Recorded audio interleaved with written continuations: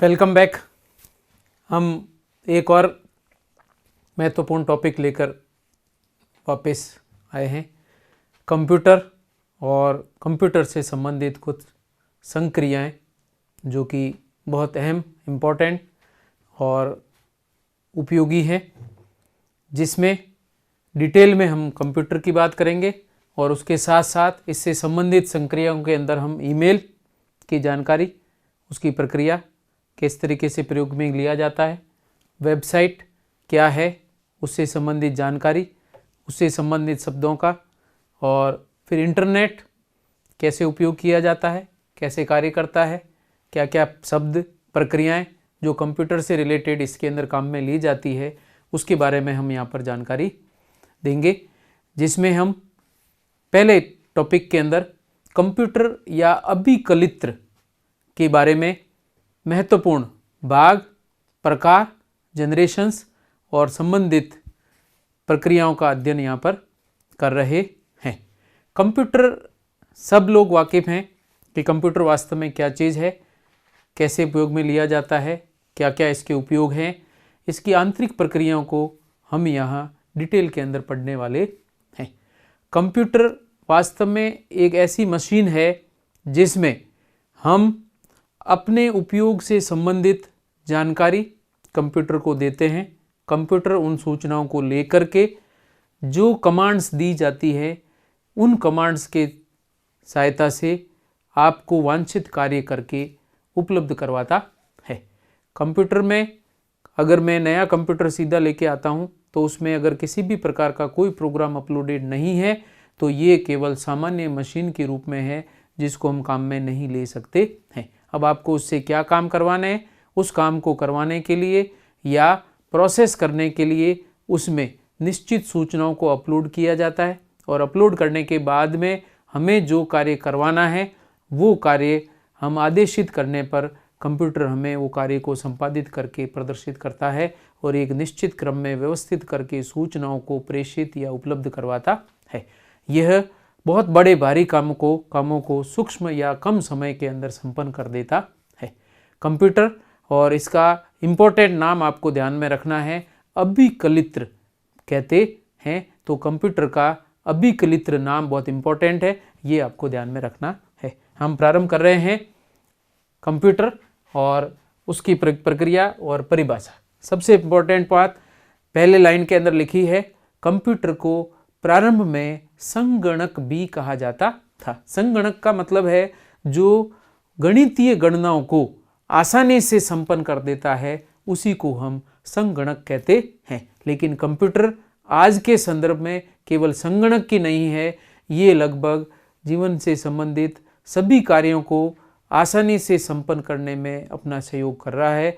और आजकल के कंप्यूटर आर्टिफिशियल इंटेलिजेंट अर्थात स्वतः ही आप समझ करके अपने तरफ से भी कार्य करने की क्षमता में आ चुके हैं, जिसमें कमांड देने को वॉइस रिकमेंडेशन या मेरी शक्ल को पहचान करके कंप्यूटर अपनी प्रक्रिया को संपन्न कर लेता है। इसको हम आर्टिफिशियल इंटेलिजेंट कहते हैं। आर्टिफिशियल इंटेलिजेंट उस स्थिति तक पहुंच गया है जिसमें कंप्यूटर के अंदर निश्चित प्रकार के भावावेश या भावनाओं को समझने की प्रक्रिया, या आप जो सोच रहे हैं या समझ रहे हैं उसको कंप्यूटर आपके शक्ल को या भावों को समझ करके भी कार्य करने की स्थिति में लाए जा रहे हैं।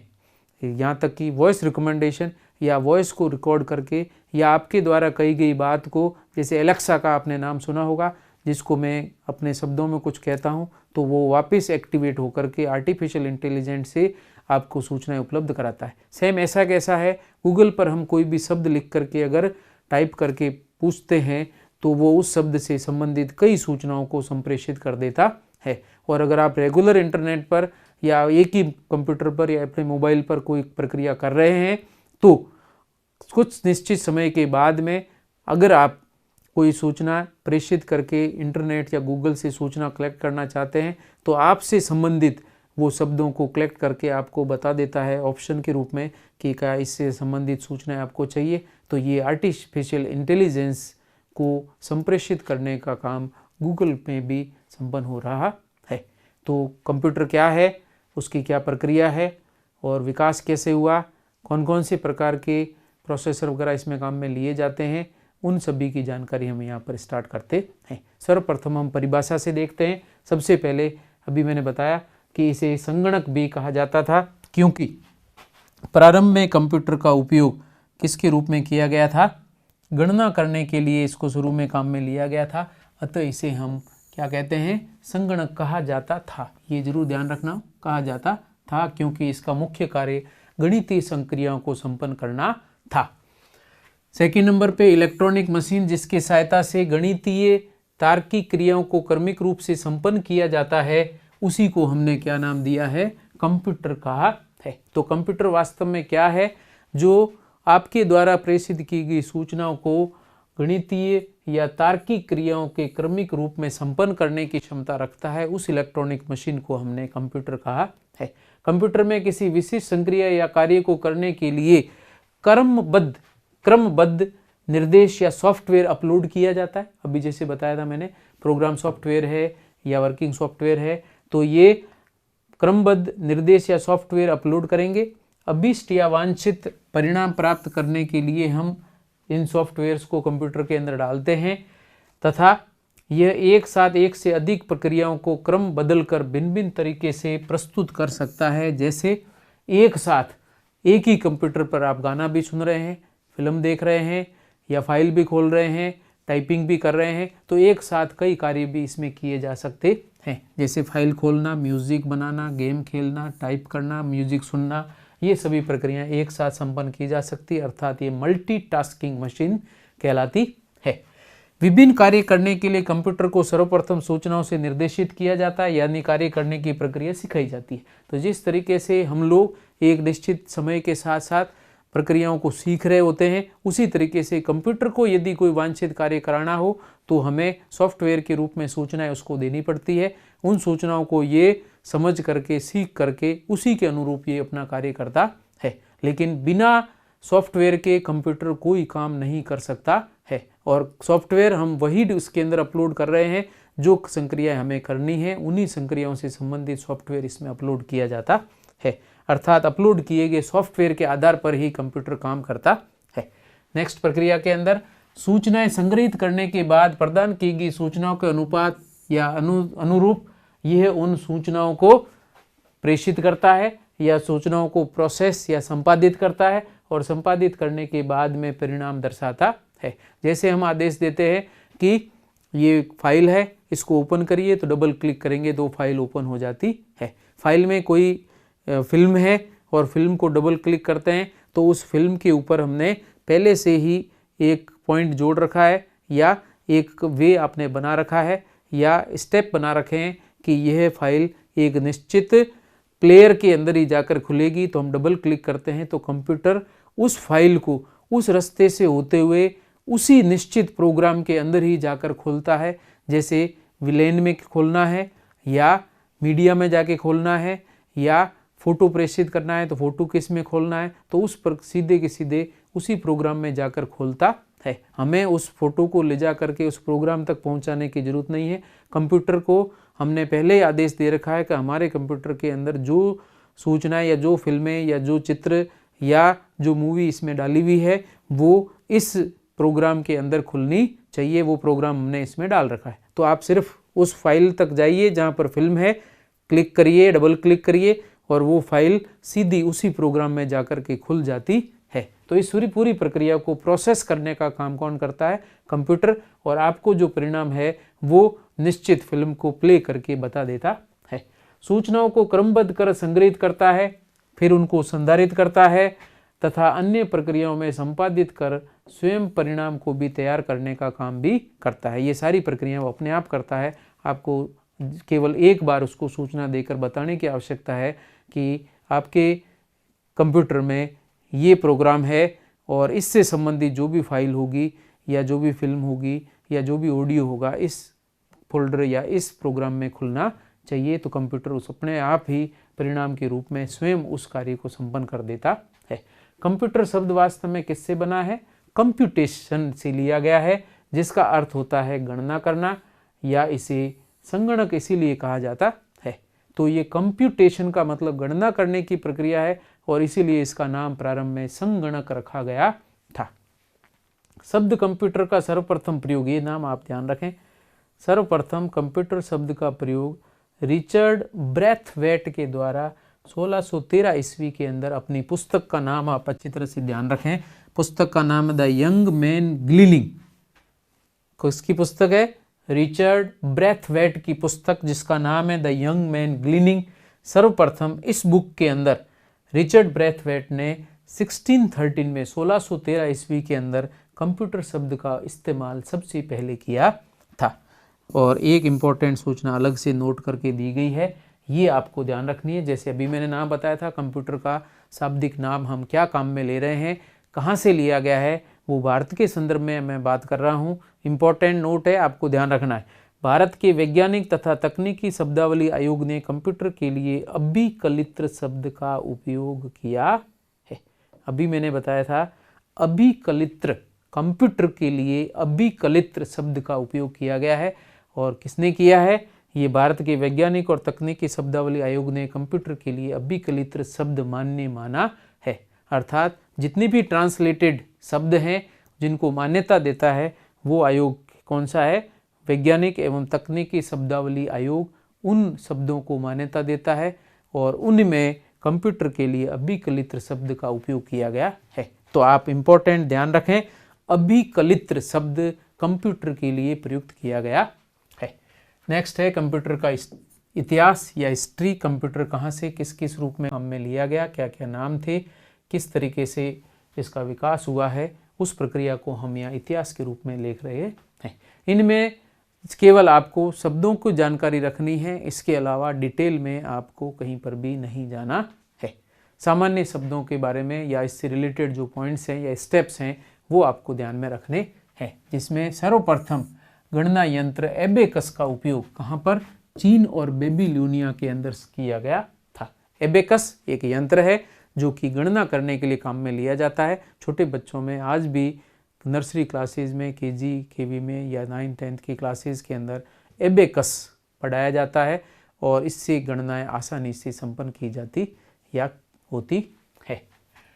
तो पहला यंत्र जो हमने यहाँ पर काम में लिया वो गणना के लिए, वो कौन सा है? एबेकस। तो वापस ध्यान रखें, एबेकस गणना यंत्र है जो सर्वप्रथम चीन या तथा बेबीलोनिया के अंदर काम में लिया गया। सबसे पुराना कंप्यूटर कौन सा कंप्यूटर है? एनालॉग कंप्यूटर है जो एंटीकाइंथेरा क्रियाविधि पर कार्य करता है। तो आपको ये एक शब्द जरूर ध्यान रखना है, एनालॉग कंप्यूटर जो कि एंटीकाइंथेरा क्रियाविधि पर कार्य करता है, उसमें ये सबसे पुराना कंप्यूटर है। तो सबसे पुराना कंप्यूटर कौन सी तकनीक पर कार्य करता है या कौन सी क्रियाविधि से? तो एंटीकाइंथेरा। और उस कंप्यूटर को क्या कहते हैं? एनालॉग कंप्यूटर कहते हैं। उसके बाद में कंप्यूटर के जनक का नाम, ये बहुत इंपॉर्टेंट है, ये आपको ध्यान में रखना है। नाम है चार्ल्स बेबेज। बेबेज लिखते हैं कुछ जगह, बेबेज भी कहते हैं।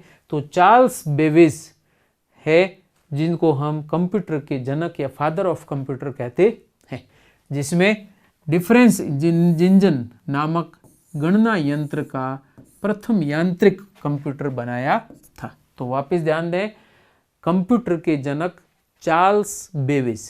कंप्यूटर का आविष्कार किसने किया? चार्ल्स बेबेज ने। और चार्ल्स बेबेज ने कौन सा गणना यंत्र सर्वप्रथम काम में लिया? उसका नाम था डिफरेंस इंजन। डिफरेंस इंजन नाम से चार्ल्स बेबेज ने सबसे पहला कंप्यूटर या गणना कंप्यूटर या यंत्र बनाया था। नेक्स्ट है पहला पूर्ण इलेक्ट्रॉनिक कंप्यूटर। ये भी एक एग्जाम में कई बार प्रश्न पूछा गया है कि पहला इलेक्ट्रॉनिक कंप्यूटर कौन सा है? तो पहला पूर्ण इलेक्ट्रॉनिक कंप्यूटर जो कि एनिएक है, ये मैं डिटेल में आगे और लूंगा। क्या कौन सा है इलेक्ट्रॉनिक कंप्यूटर? एनिएक, जिसे जे प्रिस्पर एकर्ट तथा जॉन मुचली ने सर्वप्रथम बनाया था। तो आपको वैज्ञानिकों के नाम की बजाय आपको पहला पूर्ण इलेक्ट्रॉनिक कंप्यूटर एनिएक जरूर ध्यान रखना है। ENIAC, ENIAC. एनिएक, इसको मैं अगर हिंदी में लिखूं तो इस तरीके से आप लिख सकते हैं, एनिएक। ये पहला इलेक्ट्रॉनिक कंप्यूटर है जो विश्व में सबसे पहले बनाया गया था। उसके बाद में है एनिएक की दक्षता कितनी है? अगर आप देखें तो बिल्कुल बहुत ही कम क्षमता है। तो ENIAC की दक्षता 20 शब्द अर्थात 80 बाइट्स या कह सकते हैं 640 बिट्स प्रति मिनट होती है। अर्थात 1 मिनट में ये कितने शब्द, 20 शब्द को प्रोसेस कर सकता है, 20 से ज़्यादा नहीं कर सकता था। लेकिन उस जमाने में इतने शब्दों को भी प्रोसेस करना बहुत बड़ी बात थी और सर्वप्रथम ENIAC कंप्यूटर द्वारा इन पूर्ण इलेक्ट्रॉनिक कंप्यूटर का इस्तेमाल किया गया और उसी को हम ENIAC कहते हैं। और इम्पोर्टेंट खास बात है, इसको आप देखें तो आश्चर्य होगा कि इस ENIAC का भार कितना है, 20 टन।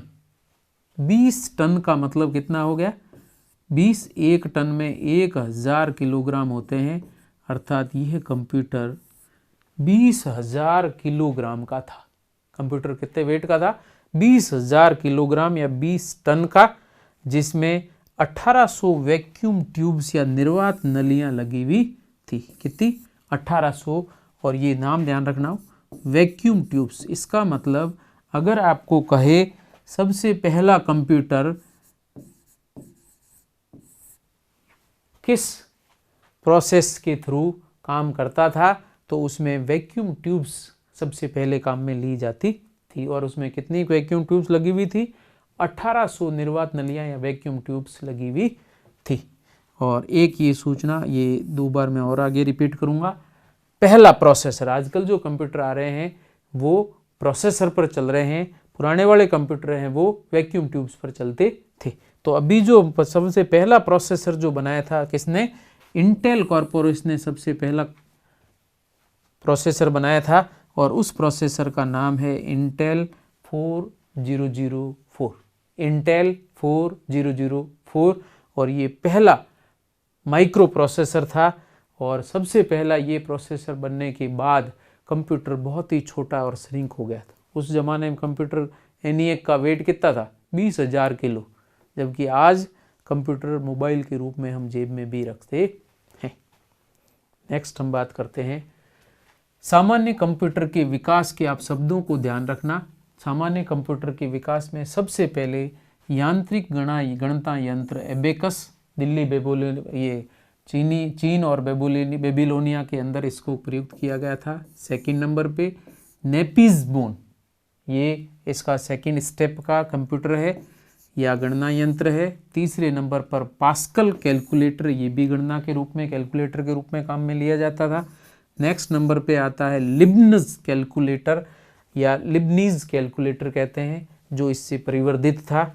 उसके बाद में नंबर 5 पे आता है पुनः एनालिटिकल इंजन। एनालिटिकल इंजन, यहाँ चित्र आपको दिया हुआ है, ये एनालिटिकल इंजन है और कंप्यूटर के जनक का चित्र साथ में दिया हुआ है, चार्ल्स बेबेज का। उसके बाद में छठे नंबर पर यांत्रिक कंप्यूटर या जिसको मैकेनिकल कंप्यूटर कहते हैं। तो ये कंप्यूटर के विकास के कुछ प्रारंभिक चरण यहाँ पर दिए गए हैं, जो कि गणनाओं के रूप में सबसे पहले काम में लिए गए, जिसमें पहला एबेकस, फिर नेपिस बोन, फिर पास्कल कैलकुलेटर, फिर लिबनीज कैलकुलेटर, फिर एनालिटिकल इंजन और उसके बाद में मैकेनिकल कंप्यूटर। इस तरीके से कंप्यूटर का विकास होता है, कंप्यूटर प्रारंभ से स्टार्ट होते हैं। तो सबसे पहले आपको नाम ध्यान रखना, एक तो एबेकस, दूसरा ध्यान रखना पहला इलेक्ट्रॉनिक कंप्यूटर कौन सा है, ENIAC। ये दोनों इंपॉर्टेंट है, ये आपको ध्यान में रखने हैं। और फादर ऑफ कंप्यूटर पूछा जाए या कंप्यूटर का जनक पूछा जाए तो चार्ल्स बेबेज या बेबेज कंप्यूटर के जनक के रूप में प्रसिद्ध है। उसके बाद में कंप्यूटर के विकास या डेवलपमेंट की प्रक्रिया की बात कर रहे हैं, कंप्यूटर का विकास किस तरीके से हुआ है। उनमें से सबसे पहले सामान्य कंप्यूटर का विकास के क्या क्या प्रक्रिया है, उससे पढ़ने से पहले हम इसकी प्रारंभिक जानकारी लेते हैं। सर्वप्रथम कंप्यूटर का विकास विभिन्न पदों से होते हुए 1940 तक सामान्य विकास माना जाता है, जिन्हें 1940 के बाद कंप्यूटर का विकास जनरेशन के नाम से जाना था। यहाँ ध्यान रखना 1940 से पहले जो भी कैलकुलेटर या कैलकुलेशन यंत्र बनने प्रारंभ हुए थे, उनको जैसे एबेकस वगैरह हैं, इनको सामान्य रूप से या सामान्य विकास के अंदर मानते हैं। जबकि 1940 के बाद में जो कंप्यूटर का विकास हुआ है, उन विकासों को अलग अलग जनरेशन के रूप में प्रदर्शित किया गया। अब यहाँ एक चीज़ जरूर ध्यान रखना, जनरेशन के अंदर अधिकतम जगह पर 5 जनरेशन दिए गए हैं, प्रथम, द्वितीय, तृतीय, चतुर्थ और पंचम। 5 जनरेशन के कंप्यूटर दिए गए हैं। मैं यहाँ पर 2 जनरेशन और ले रहा हूँ, लेकिन इसमें प्रोसेसर या आंतरिक कार्य प्रणाली परिवर्तित नहीं है, केवल उपयोगिता परिवर्तित की गई है। तो अगर आपको कहे अंतिम कंप्यूटर कौन सी पीढ़ी के कंप्यूटर अभी काम में लिए जा रहे हैं, तो आप 5वीं पीढ़ी लिखेंगे, लेकिन मैंने 2 पीढ़ियाँ कार्य प्रणाली के आधार पर और साथ में जोड़ रखी है। तो 1940 से पहले सामान्य विकास और 1940 के बाद के विकास को हम किस रूप में प्रदर्शित कर रहे हैं? 1940 के बाद के विकास को हम जनरेशन या पीढ़ियों के रूप में प्रदर्शित करते हैं, जिसमें मुख्य 5 पीढ़ियों का वर्णन यहाँ पर किया जाएगा। उसमें से हम सामान्य कंप्यूटर विकास की बात करें जो 1940 तक है माना जाता है, अप टू कहाँ तक?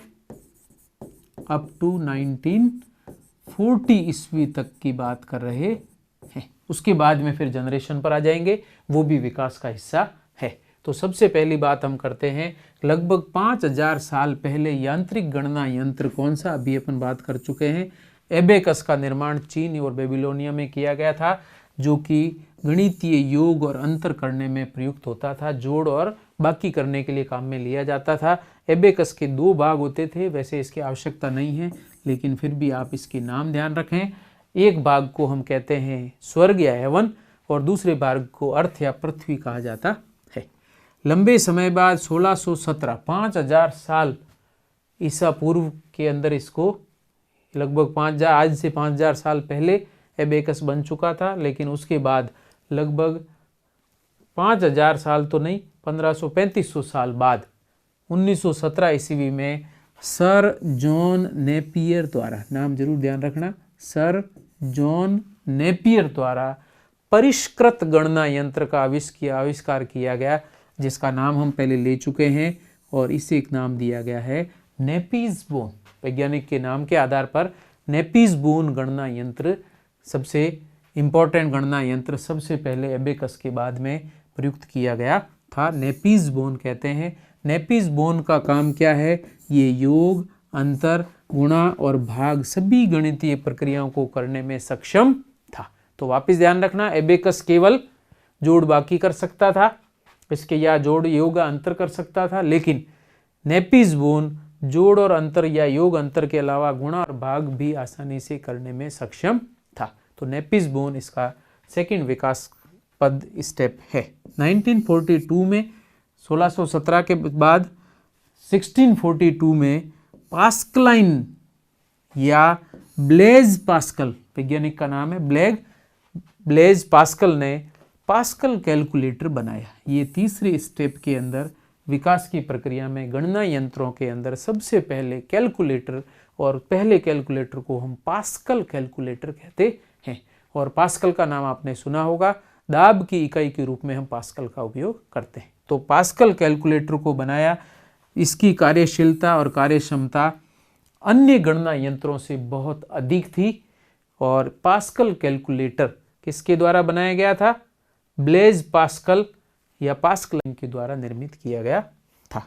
1671 में तीसरे प्रकार का कैलकुलेटर बना, जिसको कहते हैं लिबनिज कैलकुलेटर या लिबनीज कैलकुलेटर का निर्माण किया गया, जो पास्कल कैलकुलेटर से भी उच्च परिष्कृत गणना यंत्र था, जिसमें सभी गणितीय गणनाएं आसानी से की जा सकती थी। इसके अलावा 1833 में, लगभग इससे 160 साल के बाद, 1833 में इम्पोर्टेंट नाम ध्यान रखना, एनालिटिकल इंजन। ये अभी मैंने चित्र बताया था, चार्ल्स बेबेज के साथ में एनालिटिकल इंजन का निर्माण प्रारंभ हो गया था 1833 ईस्वी में, जिसमें प्रथम रचना या पहली डिजाइन चार्ल्स बेबेज के द्वारा ही बनाई गई थी, जिसे यांत्रिक कंप्यूटर कहा गया, और इसीलिए चार्ल्स बेबेज को कंप्यूटर का आविष्कारक कहते हैं। चार्ल्स बेबेज ने सबसे पहले एनालिटिकल इंजन का निर्माण किया था, और इस प्रथम संरचना को यांत्रिक कंप्यूटर कहा गया था, और इस यांत्रिक कंप्यूटर को निर्माण करने के कारण ही चार्ल्स बेबेज को कंप्यूटर का आविष्कारक कहा जाता है। कंप्यूटर जनरेशन, अब 1940 तक ये प्रक्रिया चलती है, एनालिटिकल इंजन तक कंप्यूटर, मैकेनिकल या यांत्रिक कंप्यूटर बनाए जा चुके थे। उसके बाद में फिर आगे का जो कंप्यूटर का विकास है, उस विकास को हम जनरेशन के नाम से प्रदर्शित करते हैं, जिसमें मुख्य 5 जनरेशन के कंप्यूटर हैं। अब इसमें पहली जनरेशन या प्रथम जनरेशन या पहली पीढ़ी के कंप्यूटर, पहली पीढ़ी के कंप्यूटर की जो विकास की प्रक्रिया है वो 1940 से 56 ईस्वी तक लगभग 16 साल की है। और इसमें हम निर्वात नलियों का उपयोग कंप्यूटर के अंदर करते थे। तो सर्वप्रथम निर्वात नलियां युक्त जो भी कंप्यूटर थे या वैक्यूम ट्यूब से कार्य करने वाले जो कंप्यूटर थे, उनको हम प्रथम पीढ़ी के कंप्यूटर कहते हैं। या सवाल आता है कि फर्स्ट जनरेशन के कंप्यूटर किस प्रक्रिया से कार्य करते थे, तो वह वैक्यूम ट्यूब का उपयोग करके कार्य प्रक्रिया संपन्न की जाती थी।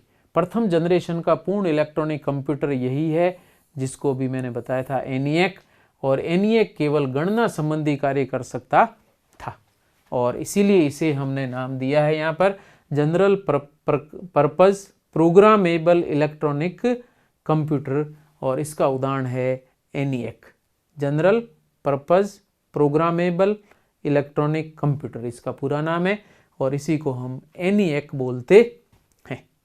और ये आपके चित्र दिखा हुआ है, और ये ENIAC का चित्र है, और इस ENIAC के अंदर आप देख सकते हैं कितनी लंबी चौड़ी प्रक्रिया है। इस पूरी प्रक्रिया को मिला करके ENIAC कंप्यूटर बना है, और इस पूरे का वजन आपको बता रखा था 20,000 किलोग्राम के आसपास है। ठीक है। और प्रथम पीढ़ी या पहली जनरेशन के कंप्यूटरों के अन्य उदाहरणों में एक तो ENIAC है, सबसे पहला कंप्यूटर अगर पूछे जब तो बताना ENIAC। इसके अलावा उदाहरण पूछे तो i1 या IBM 701, EDSAC और मैनचेस्टर मार्क 1, ये प्रथम पीढ़ी के कंप्यूटर हैं, जिसके अंदर वैक्यूम ट्यूब्स का इस्तेमाल होता था। वजन में बहुत ज़्यादा थे, स्थान काफ़ी घेरते थे। फिर आता है द्वितीय पीढ़ी या सेकंड जनरेशन के कंप्यूटर 1956 से लेके 1963, 7 साल की प्रक्रिया के अंदर जो कंप्यूटर काम में लिए जा रहे थे, उसमें इलेक्ट्रॉनिक घटक के रूप में इम्पोर्टेंट वापस ध्यान रखना, पहले काम में ली जाती थी वैक्यूम ट्यूब्स, और अब इलेक्ट्रॉनिक घटक के रूप में ट्रांजिस्टर का उपयोग किया जाने लगा था। ट्रांजिस्टर और पहले वैक्यूम ट्यूब्स। इस पीढ़ी के कंप्यूटर आकार में छोटे और कार्य क्षमता में बहुत उच्च थे। इस पीढ़ी के कंप्यूटर में उच्च स्तर की कार्यक्रम भाषा को सर्वप्रथम शामिल किया गया था। इंपॉर्टेंट ध्यान रखना, सेकंड पीढ़ी के अंदर high level programming language HLPL introduced, high level programming language जिसको HLPL कहते हैं, ये द्वितीय पीढ़ी के कंप्यूटर में प्रयुक्त की जाने वाली मशीनी भाषा का नाम है, high level programming language. HLPL के उदाहरण कौन कौन से हैं? एक तो फॉरट्रान, एल्गोल, अर्थात हाई लेवल प्रोग्रामिंग लैंग्वेजेज हैं, ध्यान रखना, high level programming language, Fortran, ALGOL, COBOL, ये सभी प्रोग्रामिंग लैंग्वेजेज हैं, जिनका फुल फॉर्म में लास्ट में एक टेबुलेशन के अंदर आपको बताऊंगा। द्वितीय पीढ़ी के कंप्यूटरों के उदाहरण आप देखें, एक तो है टेक्सओ, IBM 7070, RCC जो कि 1956 ईस्वी के अंदर बनकर तैयार हुए थे। और एक और आप इम्पोर्टेंट पॉइंट यहाँ पर ध्यान रखें, महत्वपूर्ण नोट आपको ध्यान रखना है कि पहला कंप्यूटर जिसमें ट्रांजिस्टर का उपयोग हुआ था, वापस ध्यान रखना, उससे पहले क्या काम में लेते थे? वैक्यूम ट्यूब्स काम में लेते थे, निर्वात नलियां काम में लेते थे। उसके बाद में पहला कंप्यूटर जिसके अंदर ट्रांजिस्टर का इस्तेमाल किया गया था, उस कंप्यूटर का नाम है, ट्रांजिस्टर उपयोग में किया गया था, उसका उदाहरण इंपॉर्टेंट है, जिसको हम TXO कहते हैं। क्या कहते हैं? TXO यहाँ लिखा हुआ है। द्वितीय पीढ़ी के कंप्यूटर जिसमें उदाहरण के रूप में TXO लिखा है, ये पहला कंप्यूटर है जिसमें किसका उपयोग किया गया है? ट्रांजिस्टर का उपयोग किया गया था सबसे पहले। और यहाँ पर आप उदाहरण देख रहे हैं, ये चित्र है कंप्यूटर का, पूरे कमरे के अंदर रखा हुआ है, और ये IBM 7070 है। IBM बिल गेट्स की कंपनी है, उस IBM ने ये बड़े कंप्यूटर सबसे पहले बनाए थे। नेक्स्ट में हम ले रहे हैं अगली पीढ़ी है जो है तीसरी पीढ़ी, तृतीय जनरेशन या थर्ड जनरेशन के कंप्यूटर 1964 से 71। अब ये सन एग्जैक्ट नहीं है क्योंकि अलग अलग जगह पर ये सन अलग अलग दिए गए हैं, केवल आप स्टेप्स ज़रूर ध्यान रखें, उसकी प्रक्रियाओं को ध्यान रखें, इलेक्ट्रॉनिक उपकरणों को या इलेक्ट्रॉनिक यंत्रों को अंदर के नाम ध्यान रखें, लेकिन सन रटने की आवश्यकता नहीं है। इस तीसरी पीढ़ी के कंप्यूटर में भी ट्रांजिस्टर के स्थान पर ध्यान रखना, वैक्यूम ट्यूब के बाद ट्रांजिस्टर के बाद में अब उसकी जगह स्थान लेता है इंटीग्रेटेड चिप या IC चिप का उपयोग किया जाता है, या इसको हम कहते हैं IC का उपयोग किया जाता है। आज भी IC कई जगह काम में ली जाती है। और सर्वप्रथम कंप्यूटर के अंदर तीसरी जनरेशन के जो कंप्यूटर हैं, अब जनरेशन नाम अंदर की प्रक्रियाओं को परिवर्तित करने के साथ साथ जनरेशन परिवर्तित होती है। तो वैक्यूम ट्यूब के बाद में सेकंड जनरेशन के बाद में थर्ड जनरेशन, ठीक है। थर्ड जनरेशन के अंदर हम IC उपयोग में ले रहे हैं, उससे पहले ट्रांजिस्टर, उससे पहले वैक्यूम ट्यूब्स। तो तीसरे नंबर पर जैसे ही कंप्यूटर के अंदर ट्रांजिस्टरों का उपयोग किया, उसे नाम दिया गया थर्ड जनरेशन या तीसरी पीढ़ी के कंप्यूटर। इस पीढ़ी के कंप्यूटर आकार में और भी छोटे होते जा रहे हैं, टेबल कंप्यूटर कहा जाता है। ये एक टेबल के ऊपर रखने की साइज के ही होते थे। इनकी कार्यक्षमता बहुत अधिक होती थी, तो वेट लगातार घटता जा रहा है, वर्किंग प्रोसेस बढ़ता जा रहा है, कार्यक्षमता लगातार बढ़ती जा रही है, मेमोरी बढ़ती जा रही है और आकार लगातार घटता जा रहा है। ये कंप्यूटर गणनाओं को माइक्रो सेकेंड्स, μs लिखा है, माइक्रो सेकेंड में पूर्ण कर लेते हैं और एक्यूरेसी या यथार्थता में इनकी अत्यधिक वृद्धि हो गई। किसकी वजह से? IC की वजह से एक्यूरेसी एकदम बढ़ गई और एकदम एक्यूरेट या यथार्थ परिणाम प्राप्त होने प्रारंभ हो गए। और ऐसे कंप्यूटर चूँकि कम आसानी से टेबल पर भी रखकर काम में लिए जा सकते हैं, अतः इनका उपयोग आसानी से सुगम और आम आदमी की पहुंच तक हो गया था और इसे हम तृतीय पीढ़ी के कंप्यूटर कहते हैं। इस पीढ़ी के कंप्यूटर के बाद में अगली पीढ़ी के कंप्यूटर आते हैं जिनको कहते हैं फोर्थ जनरेशन कंप्यूटर या चौथी पीढ़ी के कंप्यूटर या चतुर्थ पीढ़ी के कंप्यूटर। और चौथी पीढ़ी के इसका पीरियड है, टाइम पीरियड है 1971 टू 1985 तक, और ये हमारे जन्म के टाइम का ये कंप्यूटर आप कह सकते हैं। और चतुर्थ पीढ़ी के हम लोग हैं। इस पीढ़ी के कंप्यूटरों में IC के स्थान पर, अब ध्यान रखना, पहली बार प्रारंभ हो रहा है 1971 में। पहले था वैक्यूम ट्यूब के परिवर्तित होते होते IC के बाद में लास्ट में आते आते अब हम जो काम में ले रहे हैं वो LSI चिप का उपयोग करना प्रारंभ कर चुके हैं, ठीक है। तो इस पीढ़ी के कंप्यूटर में IC के स्थान पर लार्ज स्केल इंटीग्रेशन चिप, जिसको शॉर्ट में LSI चिप कहते हैं, का उपयोग किया जाने लगा और इसी की जगह VLSI चिप का भी उपयोग किया गया है। तो दो नाम है, एक तो है LSI और दूसरा है VLSI।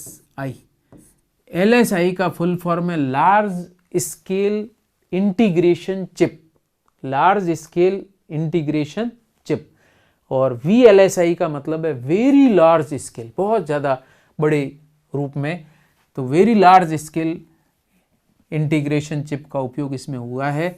और LSI में लगभग कितनी डिवाइसेज या चिप्स पर होती हैं?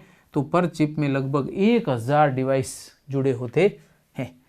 ये VLSI में 10⁵ डिवाइस पर चिप उपयोग में लिए जाते हैं। अर्थात चौथी पीढ़ी के कंप्यूटर किस पर आधारित हैं? LSI पर आधारित है, लार्ज स्केल इंटीग्रेशन चिप पर आधारित है और इसमें 10⁵ डिवाइस पर चिप उपयोग में लिए जाते हैं। ये कंप्यूटर आकार में छोटे, उपयोग में यथार्थता व कार्य में तीव्र होते हैं। बहुत अधिक फास्ट प्रोसेस प्रारंभ हो गया था। ये सस्ते, सुगम, आकार में छोटे होने के कारण एक जगह से दूसरी जगह आसानी से स्थानांतरित किए जा सकते थे या किए जा सकते हैं। इसी समय में सर्वप्रथम जो उपयोग किया गया वो PC का, जिसको पूरा नाम है पर्सनल कंप्यूटर, मार्केट में आने प्रारंभ हो गए थे 1971 के बाद 85 तक कौन से पर्सनल कंप्यूटर जिसको पीसी बोलते हैं ये मार्केट में लॉन्च हो गए थे, अर्थात आम आदमी की पहुंच में आ गए थे। इन कंप्यूटर में सूक्ष्म आईसी तथा माइक्रो प्रोसेसर का उपयोग होता है। वैसे माइक्रो प्रोसेसर के लिए अगली पीढ़ी का उपयोग करते हैं, जबकि इसमें हम कह सकते हैं कंप्यूटर में सूक्ष्म आईसी या मिनी प्रोसेसर का उपयोग किया जाता था। फर्स्ट माइक्रो प्रोसेसर ये भी अपन ने लिया था, इंटेल के द्वारा बनाया गया 4004 इंटेल। ये फर्स्ट माइक्रो प्रोसेसर बनना प्रारंभ हो गया था, इंटेल 404, और उसी को हमने नाम दिया है सीपीयू, अर्थात सेंट्रल प्रोसेसिंग यूनिट ही माइक्रो प्रोसेसर को कहते हैं। अर्थात माइक्रो प्रोसेस करने की प्रक्रिया एक सूक्ष्म जगह पर होती है, उसी को माइक्रो प्रोसेसर, और उसी के लिए हम दूसरा शब्द काम में ले रहे हैं, सीपीयू भी कहते हैं या सेंट्रल प्रोसेसिंग यूनिट कहते हैं। चतुर्थ पीढ़ी के कंप्यूटर को लैपटॉप जनरेशन भी कहते हैं, छोटे हो गए थे और इसे लैपटॉप जनरेशन भी कहते हैं। इसमें टैबलेट तथा स्मार्टफोन बनने प्रारंभ हो गए थे। चतुर्थ पीढ़ी कंप्यूटर के उदाहरणों में IBM 5100 और एक अल्टेयर 8800 और IBM 5100, ये दो नाम आपको ध्यान रखने हैं। एक तो IBM 7070 से पहले आया था, अब IBM 5100, और इधर है अल्टेयर 8800, तीसरा नाम है माइक्राल। तो इनमें से आप अल्टेयर अच्छा आसानी से याद रख सकते हैं, IBM याद रख सकते हैं, और यहाँ पर जो चित्र दिया गया है ये अल्टेयर 8800 कंप्यूटर है, और इस साइज के कंप्यूटर आने लग गए थे जिसको हम आसानी से एक जगह से दूसरी जगह स्थानांतरित कर सकते हैं, और इसे हम लैपटॉप युग के नाम से भी जानते हैं। अब हम नेक्स्ट बात कर रहे हैं और वो है फिफ्थ या पंचम जनरेशन या पांचवी पीढ़ी के कंप्यूटर।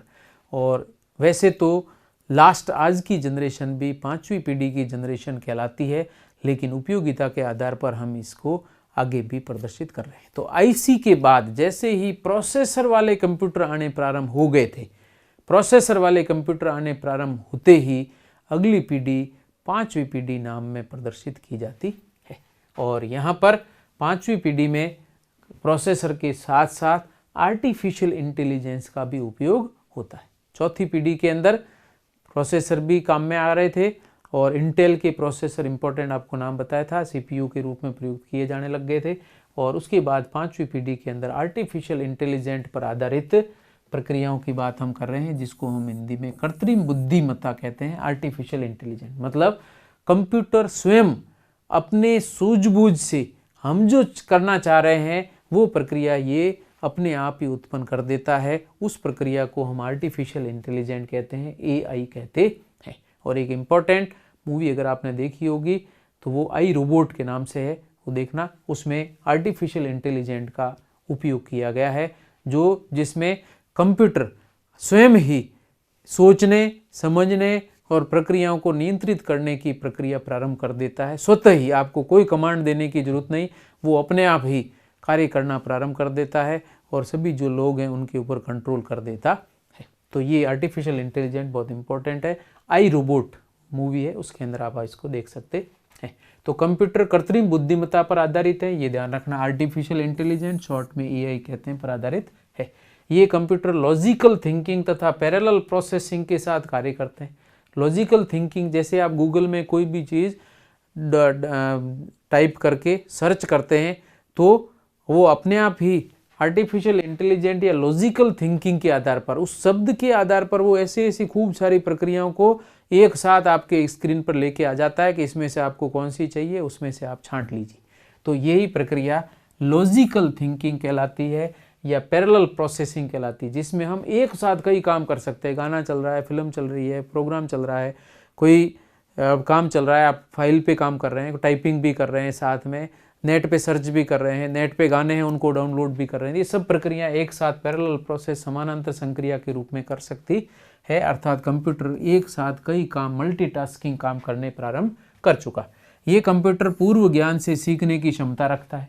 जैसे अगर आप किसी साइट के ऊपर एक ही तरह के कपड़े आप लगातार देखते जा रहे हैं या एक ही तरह के इंटरेस्ट की चीज़ें आप देखते जा रहे हैं, तो आपने देखा होगा किसी दूसरी साइट पर भी आप चले जाते हैं तो वहाँ पर भी आपको पॉप होकर के आपके सामने वही एडवर्टाइजमेंट में आता है कि ये आप देख रहे थे, इससे रिलेटेड ये चीज़ें भी है, आप इसको भी देखिए, अगर पसंद आए तो बताइए। तो इस तरीके से यह अपने पूर्व ज्ञान से भी कंप्यूटर कुछ सीखता है और प्रक्रिया के आधार पर उस प्रोसेस को आपके सामने लेकर आता है।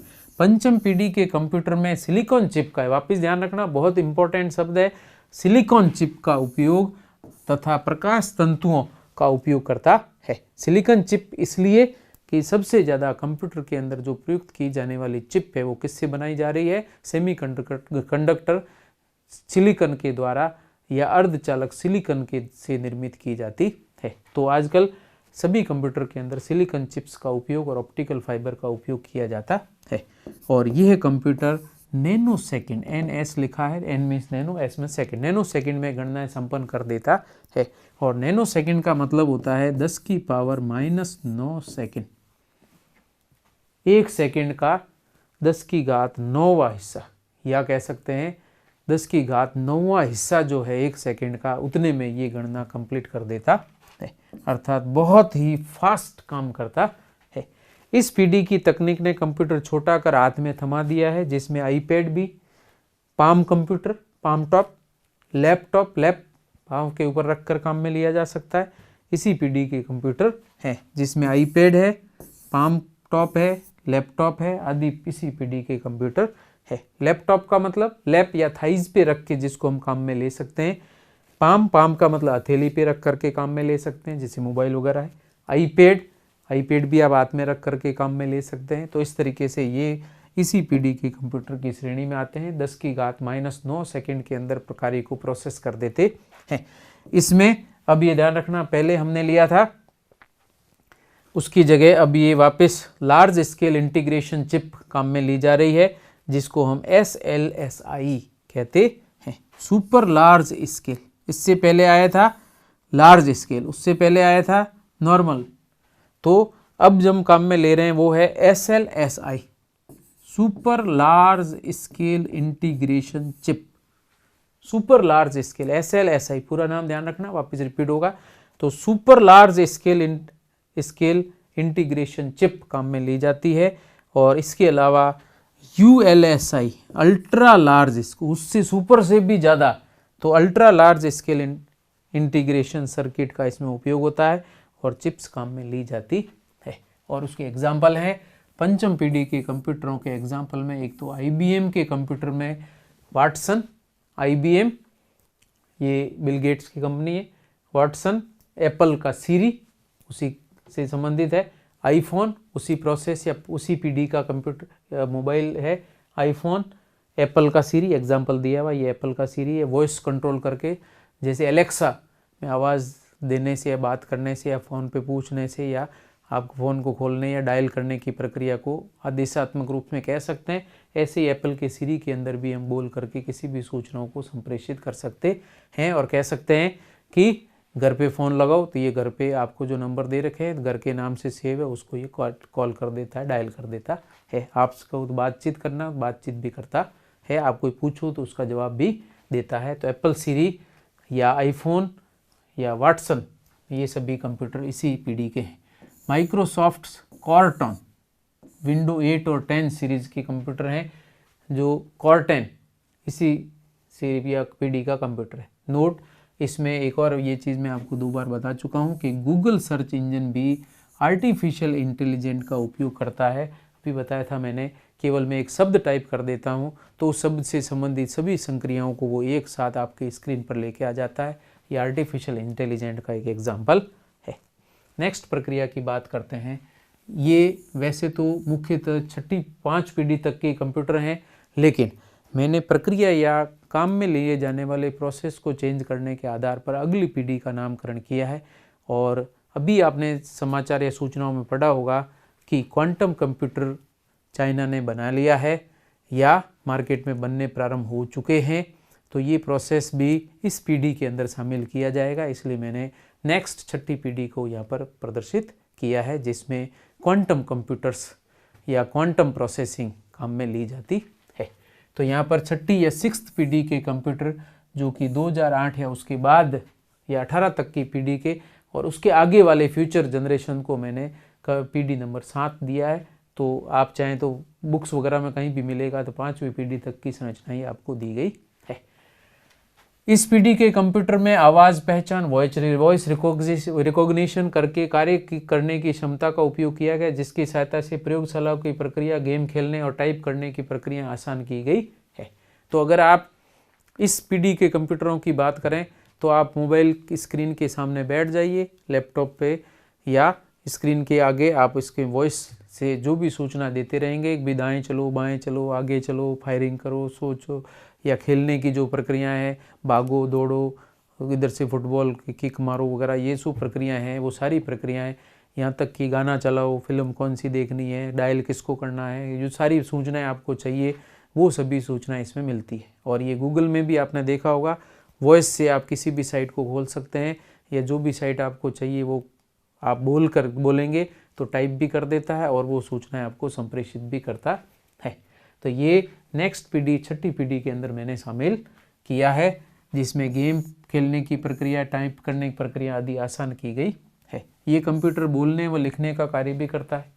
ठीक है, आप अगर लिखी हुई चीज़ है तो जैसे एडोब एक्रोबैट रीडर के अंदर एक रीडिंग का ऑप्शन दिया हुआ रहता है, आप फाइल को उसमें PDF फाइल को रख दीजिए और रीडिंग का ऑप्शन आप शुरू कर दीजिए, तो वो अपने आप ही आपके उसके अंदर लिखी हुई चीज़ों को पढ़ना प्रारंभ कर देता है।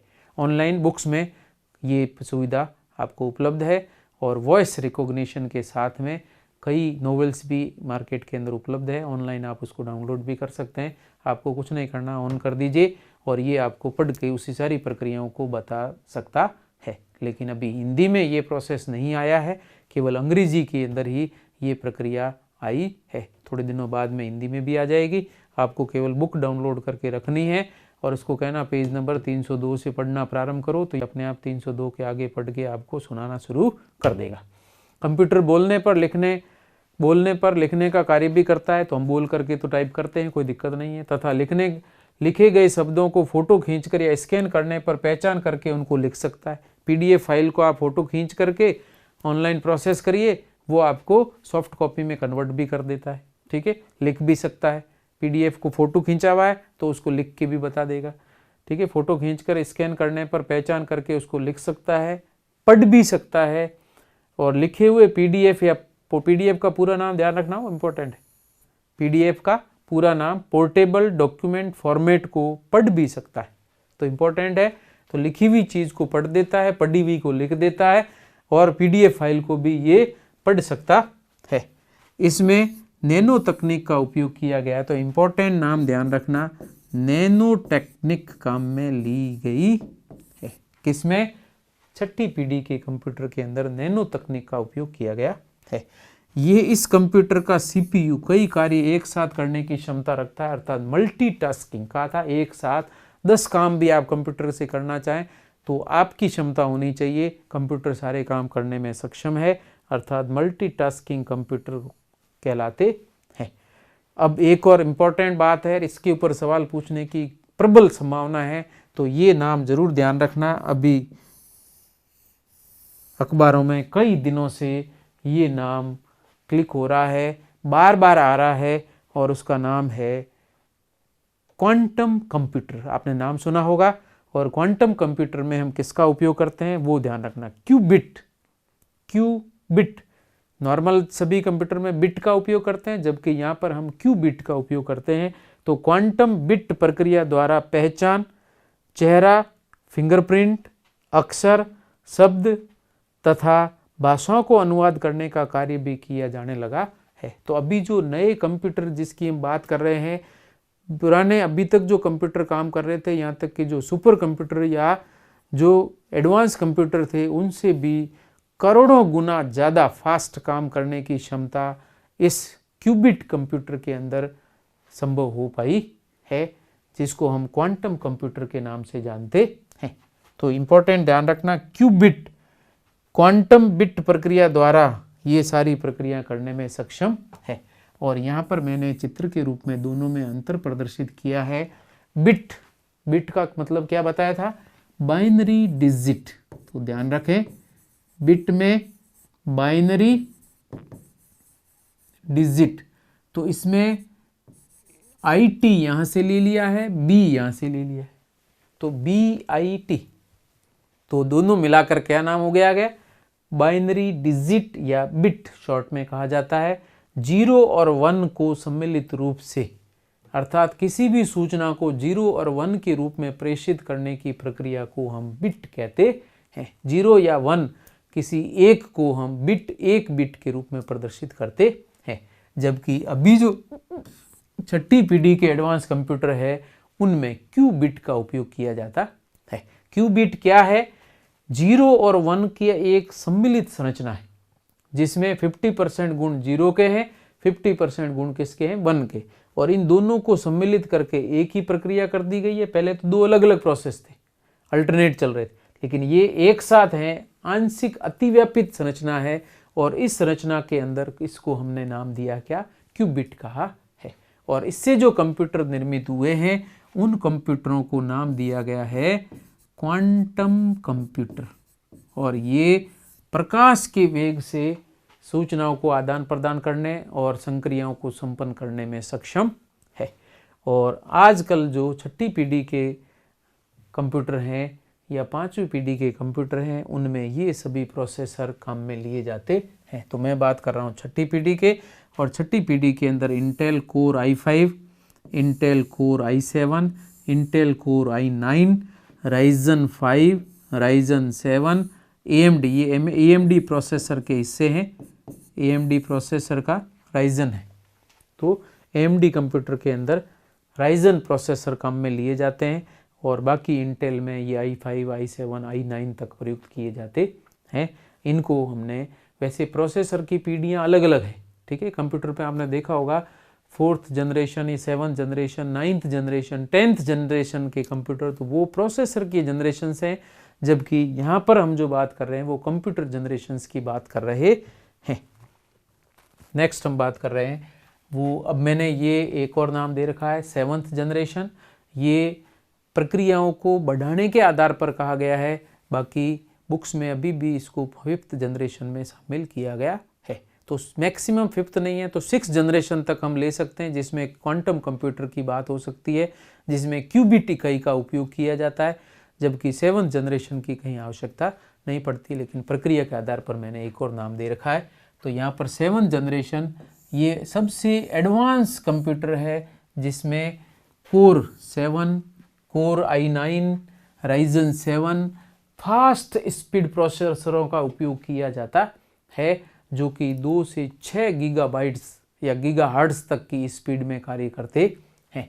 इसमें टच स्क्रीन प्रोसेसर कार्य करता है, आप टच करके काम कर सकते हैं। जैसे मैं यहाँ लिख रहा हूँ तो ये टच करने से अपनी प्रक्रिया कर रहा है, तो मैं टच भी करूँगा तो ये लिख सकता है। तो इस तरीके से इस पीढ़ी के कंप्यूटर में त्रि-आयामी तकनीक या विजुअल रिकॉग्नाइजेशन, ठीक है, VR, जैसे आपने देखा होगा एक कैमरा लगा करके, फोटो और फोन लगा करके आपने इसको आंखों के ऊपर लगा दिया, तो उसमें देखने पर आपको दोनों आंखों के ऊपर विजन अलग अलग दिखाई देते हैं, और दोनों को सम्मिलित रूप से देखने पर आपको 3D चित्र की तरह दिखाई देता है, जिसको हम विजुअल रिकॉग्निशन कहते हैं।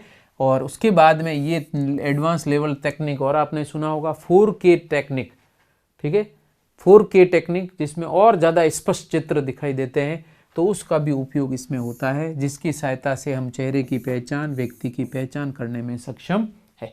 आजकल ऐसे मोबाइल हैं जो आपका चेहरा शक्ल देखेगा तो ओपन होगा, नहीं तो नहीं होगा। आप भले कि कहीं पर भी उसको काम में ले लीजिए, कोई कोड वगैरह कुछ भी लगाने की ज़रूरत नहीं है। फेस को रिकॉग्नाइज करने की क्षमता इन कंप्यूटरों के अंदर आ गई है या मोबाइल्स में आ गई है। आवाज़ नियंत्रित शल्य क्रिया भी कर सकता है, अर्थात गाड़ियों का निर्माण तो आपने इस रोबोट से देखा होगा। शल्य क्रिया का मतलब हो गया कि आपके शरीर के अंदर जो शल्य क्रिया करनी है या ऑपरेशन करना है वो आवाज़ से नियंत्रित करके भी ऑपरेशन किए जाने लग गए हैं, जिसके अंदर एक लंबी सी लाइन है, जिसमें एक कंप्यूटर पूरे शरीर को, व्यक्ति को लटा दिया, वो पूरे शरीर को खोल करके हार्ट बाईपास सर्जरी जैसे कर रहे हैं, पूरी लाइन के अंदर 20 व्यक्ति 50 व्यक्ति एक साथ लेटे हुए हैं और 50 व्यक्तियों की बाईपास सर्जरी करनी है, तो एक आदमी की बजाय एक रोबोट रख रखा है, और वो रोबोट, पहला रोबोट का काम सिर्फ इतना सा है, आपके इस शरीर को खोलने का काम करता है, फिर बॉडी आगे चली जाती है, तो नेक्स्ट बॉडी आती है, फिर वापस उसको खोलने का काम करता है, तो एक ही काम कर दिया। ऐसे ही नेक्स्ट लेवल पे जाता है व्यक्ति, तो खुली हुई बॉडी के अंदर आंतरिक अंगों को ये खोल करके, ओपन करके, पैक कर खोल देता है, और फिर अगले पे जाता है, वो फिर हार्ट को खोल करके बाहर निकाल देता है, और अगले में जाता है, वो हार्ट को जोड़ देता है, फिर सारी प्रक्रियाएं, टाँके वाँके लगाने, सारे प्रोसेस एक साथ लाइन के अंदर संपन्न किए जाते हैं। अर्थात शल्य क्रिया आवाज़ नियंत्रित या यंत्र नियंत्रित हो गई है, बिना हाथ लगाए नियंत्रित कर सकते हैं। अधिकतर कारखानों में ये तकनीक काम में ली जा रही है। इसके अलावा रोबोट निर्माण में प्रयुक्त तकनीक भी इसी पर आधारित है, जिसमें रोबोट खुद सोचने, समझने, बात करने की क्षमता रखता है। घर में नौकर की तरह एक काम कर रहा है, आप जो भी आदेश देंगे उसका पालन कर रहा है। फिर मैंने एक आपको बताया था, आई रोबोट मूवी है, आर्टिफिशियल इंटेलिजेंट का सबसे बेस्ट एग्जाम्पल है। आप चाहें तो उसको नेट पे डाउनलोड करके देख सकते हैं, और वहाँ व्यक्ति की तरह ये कंप्यूटर कैसे सोचता है और किस तरीके से काम करता है, वो प्रक्रिया उसमें बहुत इंपॉर्टेंट है। तो रोबोट निर्माण हेतु प्रयुक्त तकनीक इसी पीढ़ी की देन है। इसमें एक और पॉइंट है, एडवांस गेमिंग, फिल्म निर्माण, एनिमेशन फिल्म निर्माण, विभिन्न प्रकार के ऐप का उपयोग, सरल व सुगम होना आदि इसी कंप्यूटर जनरेशन की वजह से हो गया है, और आसानी से नए जनरेशन के अंदर हम कामों को और आसानी से संपन्न कर सकते हैं। यहाँ तक कि अब ऐसी टेक्निक्स भी आ गई हैं कि एक व्यक्ति को कमरे में ले जा करके 2 घंटे के लिए छोड़ दीजिए, वो आदमी चलना फिरना, बातचीत करना, सारी प्रक्रियाओं को चारों ओर लगे कैमरे की सहायता से कैमरे उसको कैप्चर करते हैं, और आपके शरीर के जैसा ही एक नया व्यक्ति कंप्यूटर के अंदर इमेज के रूप में बना देते हैं। और उसके बाद में आपको कुछ नहीं करना है, आपकी ज़रूरत ही नहीं है। कंप्यूटर में जो इमेज उसने बनाई है, आपके हाल चाल, शरीर की, बॉडी की हाइट, वेट, शक्ल वगैरह सब एज इट इज़ कॉपी करके इमेज बना दी। अब आपको उस इमेज में ऑर्डर देना है कि साहब ये इमेज, ये वाला गाना है, इसके ऊपर डांस करके बताएगा, तो आपको डांस करने की ज़रूरत नहीं है। जो आपकी इमेज है, जो भी आपने स्टेप बताए हैं, गाने के बीट्स जैसे चलेंगे वैसे वैसे वो डांस करके पूरी तरीके से आपको बता देगा। अर्थात फिल्म में हीरो की आवश्यकता नहीं है, केवल हीरो की इमेज आपकी आवश्यकता आपको पड़ेगी, बाकी सारा काम कंप्यूटर में हो जाएगा, फिल्म अपने आप ही कंप्यूटर में बन जाएगी। तो इस तरीके से बहुत फास्ट और एनिमेशन प्रोसेस में लाइफ आ गई है।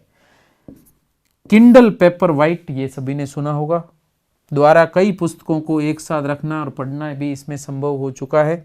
ऑनलाइन शिक्षा, मीटिंग, वार्तालाप आदि भी इसमें संपन्न हो गए हैं, और ये अगली पीढ़ी के कंप्यूटरों के लिए या फ्यूचर जनरेशन के कंप्यूटरों में और एडवांस प्रोसेस आने की संभावनाएं बढ़ रही है। अब हम ले रहे हैं आधुनिक कंप्यूटर और उसके क्या क्या लक्षण हैं, और उसके बाद में फिर ये प्रक्रिया के बाद बाकी पार्ट हम नेक्स्ट क्लास में करेंगे। तो आधुनिक कंप्यूटर में जो अभी लेटेस्ट में हम लोग काम में ले रहे हैं, उसमें क्या क्या सुविधा है और उसके क्या क्या लक्षण हैं, उसमें से पहला, आधुनिक कंप्यूटर बहुत ही तीव्र गति से कार्य करते हैं। और उसकी गति कितनी है, तो कंप्यूटर के कार्य करने की गति तीव्र होती है। ये गणनाएं तथा सभी कार्य गीगा हर्ट्ज, गीगा का मतलब होता है 10⁹ हर्ट्ज, 10 की पावर 9 हर्ट्ज की स्पीड से कार्य करता है, जिसको हम गीगा हर्ट्ज कहते हैं। अब गीगा हर्ट्ज का मतलब 1, 2, 3, 4, 5, 6, 10 गीगा हर्ट्ज तक की स्पीड में कंप्यूटर कार्य कर रहे हैं। और भी जैसे क्वांटम कंप्यूटर की बात हो रही है, जिसमें क्यूबिट का उपयोग किया जा रहा है, उसकी स्पीड इससे भी 1 लाख से 10 लाख गुना ज़्यादा है।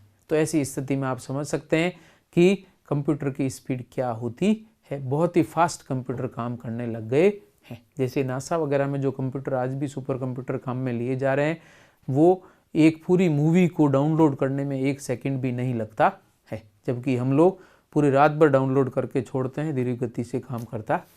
तो इसका मतलब एडवांस कंप्यूटर आ रहे हैं, और आने वाले टाइम में ये टाइम या प्रोसेस फास्ट बहुत ज़्यादा होने की संभावना है।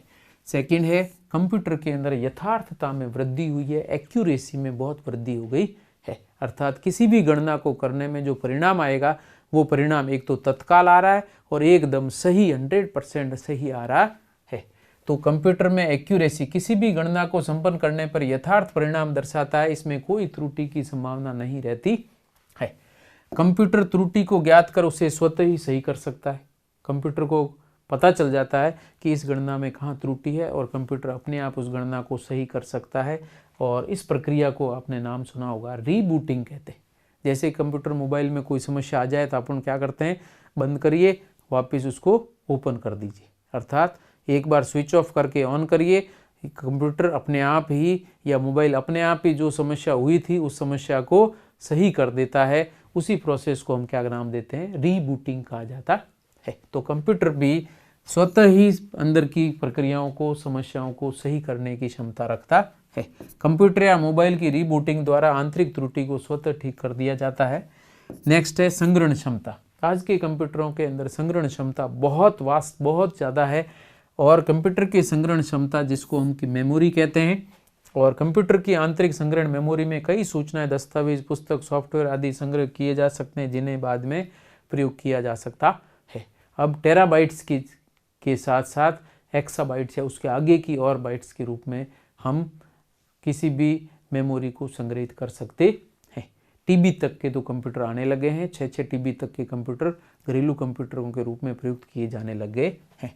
ठीक है, तो टीबी क्या है, टीबी मीन्स टेराबाइट्स।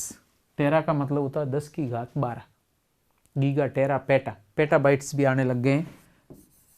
पेटाबाइट्स 12 की जगह 15, 10 की घात 15 बाइट्स, इस तरीके से प्रोसेस चलता है। ठीक है, और इसमें आपने एक कंप्यूटर मूवी देखी होगी, जो क्या नाम था उसका, तो उसमें वो अपनी चींटी नाम है उस कंप्यूटर का, तो वो अपनी सूचनाएं देता है, तो उसमें जीटा बाइट्स आपने नाम सुना होगा, 10 की घात 24 मेमोरी है उसकी, 10 to the power 24 बाइट्स, उसको जीटा बाइट बोलते हैं, उतनी मेमोरी है उसकी।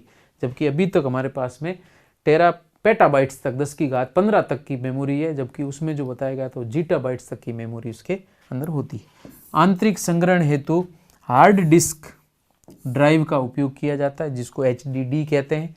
ठोस अवस्था ड्राइव, आजकल सबसे ज़्यादा ये फास्ट कंप्यूटरों के अंदर SSD का उपयोग किया जाता है। एक तो हार्ड डिस्क ड्राइव HDD काम में आती है, और एक SSD काम में ली जाती है। SSD का फुल नाम है सॉलिड स्टेट ड्राइव। इसके अलावा HSSD hybrid solid state drive के भी उपयोग हो रहे हैं। हाइब्रिड का मतलब आपका प्रोग्राम तो SSD में रहेगा, प्रोसेस फास्ट चलेगा, जल्दी प्रक्रिया, कंप्यूटर जल्दी खुलेगा, जल्दी बंद होगा।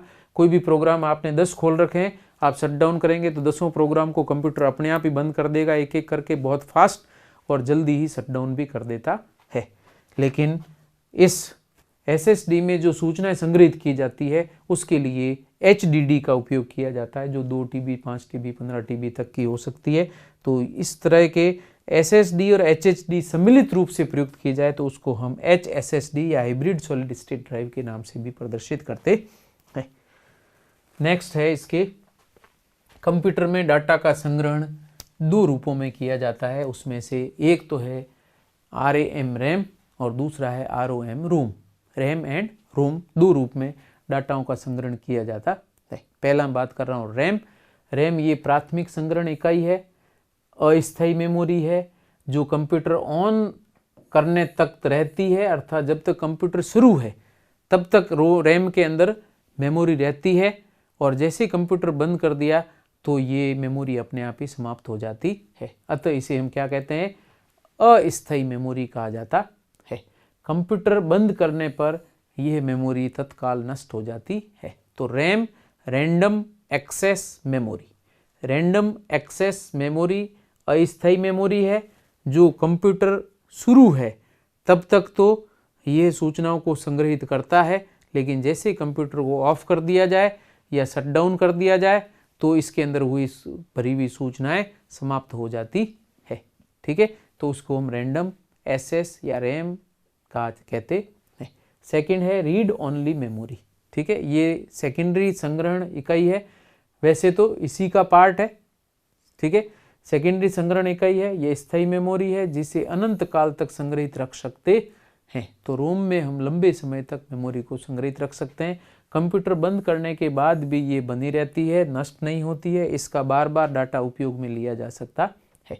रोम के उदाहरण है HDD हार्ड डिस्क ड्राइव। ये स्थायी होती है, इसको किसी दूसरी जगह स्थानांतरित नहीं कर सकते, कंप्यूटर में फिक्स रहती है, ठीक है, रोम कहलाता है। इसी तरीके से CD compact disc, DVD, pen drive स्थानांतरित कर सकते हैं, लेकिन पेन ड्राइव रोम में नहीं आएगा, केवल HDD आदि को रोम में लिखा जाता है। इसका वर्गीकरण हम एक बार वापस लेंगे। यहाँ पर दो चित्र दिए गए, इसको रोम कहा गया है ROM, और ये वाला जो एग्जाम चित्र दिया है वो रैम का चित्र है, ठीक है, रैंडम एक्सेस मेमोरी और रीड ओनली मेमोरी। तो रीड ओनली मेमोरी कंप्यूटर में स्थायी होती है और ये पढ़ी जा सकती है, संग्रहित की जा सकती है, जबकि रैम कंप्यूटर ऑन करने तक रहती है और कंप्यूटर बंद करते ही ये मेमोरी हट जाती है। कंप्यूटर में दो प्रकार के डाटा स्टोर या संरक्षित रहते हैं, सेव रहते हैं। पहला है ऑटोमेशन द्वारा और दूसरे आदेश द्वारा। ऑटोमेशन में आप कंप्यूटर पे काम कर रहे हैं, लाइट चली गई तो कंप्यूटर कुछ मात्रा में सूचनाओं को स्वतः ही सेव करता रहता है, वहाँ तक सूचनाएं संग्रहित रहती है, लेकिन उसके लिए 10, 15, 20, 50 सेकंड तक का टाइम चाहिए। उतने टाइम तक अगर फाइल आपकी खुली है तो उसके डाटा को वो सेव कर देता है, और अगर तत्काल कोई सूचना आप टाइप कर रहे थे, लाइट चली गई, तो एक निश्चित टाइपिंग मैटर है वो उड़ जाता है, ठीक है, या गायब हो जाता है। तो इसमें एक तो स्वतः ऑटोमेशन कंप्यूटर के अंदर काम करता है। तो स्वतः ऑटोमेशन कंप्यूटर को आदेश देने पर यह किसी निश्चित संक्रिया को पूर्णता तक स्वतः जारी रखता है और स्वतः बंद करने की क्षमता रखता है, अर्थात कंप्यूटर के अंदर डाटा ऑटोमेशन द्वारा भी संग्रहित रहते हैं। इसी तरीके से बार बार आदेश देने पर डाटा सेव करता है, जैसे माइक्रो सॉफ्टवेयर में डाटा हम आदेश के द्वारा भी सेव कंप्यूटर खुद भी सेव करता है और हम आदेश दे करके भी सेव कर सकते हैं। जैसे यहाँ एग्जाम्पल दिया गया है, माइक्रोसॉफ्ट वर्ड की फाइल है, और वर्ड की फाइल में आपको कोई भी डाटा सेव करना है तो आप करिए कंट्रोल दबा करके S दबा दीजिए, कंट्रोल प्रेस किया हुआ है, S को प्रेस कर दीजिए, तो कंट्रोल प्लस S एक साथ प्रेस किया जाए तो वह वर्ड के अंदर जो भी फाइल है उसको आदेश के रूप में कंप्यूटर सेव कर देता है। तो आदेशात्मक सेव और ये स्वतः प्रक्रम द्वारा सेव करने की प्रक्रिया कहलाती है। नेक्स्ट है कंप्यूटर कर्मठता से काम करता है, डिलीजेंस के रूप में काम करता है। तो कंप्यूटर कभी थकता नहीं है, ये यथार्थता, सततता तथा निश्चित स्थायी गति से कई कार्य एक साथ संपन्न करता है और इस प्रक्रिया को कहते हैं कर्मठता। कर्मठता से कंप्यूटर काम करता है, थकता नहीं। विविधता, वर्सेलिटी, कई काम करने की क्षमता रखता है। तो कंप्यूटर कई भिन्न प्रकार के कार्यों को परफेक्शन या सिद्धता के साथ संपन्न करता है। इसमें विविध कार्य करने हेतु एक निश्चित सॉफ्टवेयर आपको डालना पड़ेगा। तो कंप्यूटर में एक निश्चित सॉफ्टवेयर आपने डाल दिया तो कंप्यूटर के अंदर वह सॉफ्टवेयर एक निश्चित एक्यूरेसी या सिद्धता के साथ में कार्य लगातार करता रहता है, अर्थात इसमें विविधता होती है। तो कंप्यूटर में आप 100 कार्य एक साथ कर सकते हैं, केवल आपको 100 प्रोग्राम या ऐप डाउनलोड करने की आवश्यकता रहती है। जैसे मोबाइल से हम कई काम कर सकते हैं, जितने प्रकार के सॉफ्ट ऐप हैं उनको डाउनलोड करिए। तो ऐप क्या काम करता है, आपके मोबाइल के अंदर एक निश्चित प्रकार का सॉफ्टवेयर आ जाएगा और अब ये आपका मोबाइल उस सॉफ्टवेयर के अनुसार अन्य कार्य करने में सक्षम हो जाता है। तो जितने आप ऐप डाउनलोड करोगे वह मोबाइल उतने कार्य करने में सक्षम हो जाता है। तो इस तरीके से कंप्यूटर में भी जितने सॉफ्टवेयर आपने अपलोड किए हैं वो कंप्यूटर उतने ही प्रकार के कार्य करने में सक्षम, अर्थात विविधता में कार्य कर सकता है। जैसे एग्जाम्पल, किसी भी प्रकार की संक्रिया करने के लिए उसे एक निश्चित सॉफ्टवेयर से दक्ष किया जाता है।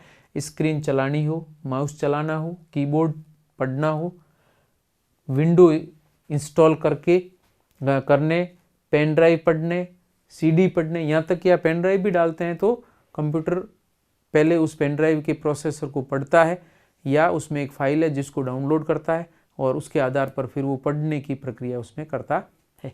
तो पेन ड्राइव पढ़ने, CD चलानी है तो CD पढ़ने का काम, गाना व वीडियो को पढ़ने रीड करने का काम, अक्षर को छापना हो, फिल्म चलानी हो, फोटो को खोलना हो, गाने बजाने हो, PDF या पोर्टेबल डॉक्यूमेंट फाइल खोलनी हो, PDF बनाना हो, चित्र देखना हो, इंटरनेट खोलना हो, कैलकुलेटर चलाना हो, आदि सभी के लिए पृथक पृथक सॉफ्टवेयर द्वारा हम कंप्यूटर को अपलोड करते हैं और उस सॉफ्टवेयर के आधार पर कंप्यूटर ये सारे कार्य करने में सक्षम हो जाता है। अगर मान लीजिए पीडीएफ फाइल खोलने का कोई सॉफ्टवेयर आपके कंप्यूटर या मोबाइल में नहीं है तो आप उस पीडीएफ फाइल को नहीं खोल सकते हैं, और खोलने के लिए आपको वो सॉफ्टवेयर डाउनलोड करना पड़ेगा, जैसे हम अधिकतर एडोब एक्रोबैट रीडर का उपयोग करते हैं पीडीएफ फाइल खोलने के लिए। ठीक है,